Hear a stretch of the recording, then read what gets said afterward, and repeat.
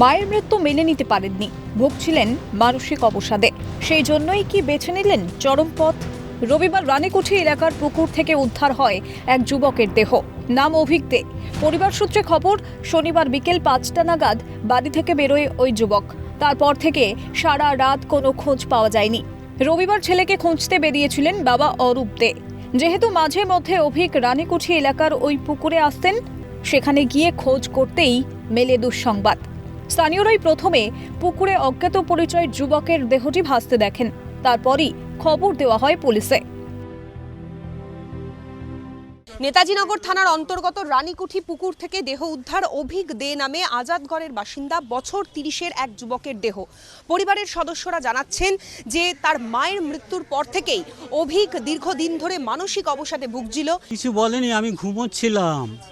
ও night রাইডার্সে খেলা দেখবে, কারণ নাইট রাইডার্সে খেলা ছিল, আর বোধহয় পাঞ্জাব মনে হয়।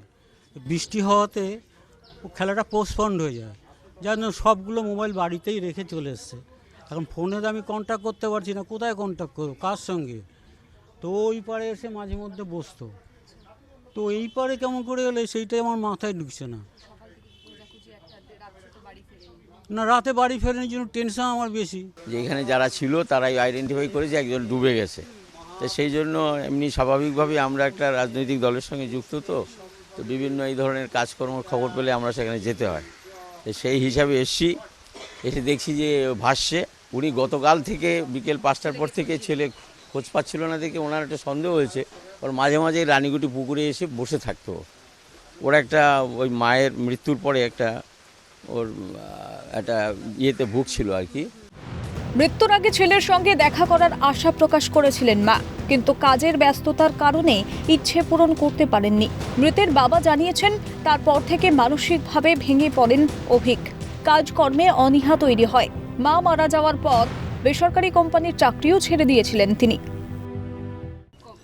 মেন্টালি একটু শকড হয়েছিল, যেহেতু মার সঙ্গে দেখা হয়নি।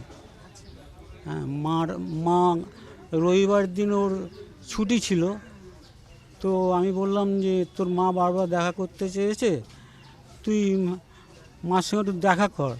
বলবে বাবা তুমি আজকের দিনটা চালাও, আমি তো সারাক্ষণ ওই কম্পিউটারের উপরে করি, তো একটা দিন রেস্ট। আমি কালকে যাওয়ার সময় মাকে, তুমি বাড়ি অফিস চলে যাবে, আমার সল্টলেকে অফিস, তুমি অফিস চলে যাবে, ফেরার পথে মার সঙ্গে দেখা করবে। ইতিমধ্যে ময়নাতদন্তে নিয়ে যাওয়া হয়েছে দেহ। মৃত্যুর কি কারণ, নিছক দুর্ঘটনা নাকি মা চলে যাওয়ার পরে তিনি মানসিক অবসাদ এমনভাবে গ্রাস করেছিল তিনি আত্মহত্যার পথ বেছে নিলেন, এই বিষয়গুলো এখনো পর্যন্ত স্পষ্ট নয় পরিবারের সদস্যদের কাছে। ইতিমধ্যেই দেহ ময়নাতদন্তে পাঠানো হয়েছে। ময়নাতদন্তের রিপোর্ট হাতে এলে তবেই মৃত্যুর আসল কারণ সম্পর্কে নিশ্চিত হতে পারবেন তদন্তকারী আধিকারিকেরা। ক্যামেরায় জনি মণ্ডলের সঙ্গে অভিরূপা সাহা, ক্যালকাটা নিউজ, কলকাতা।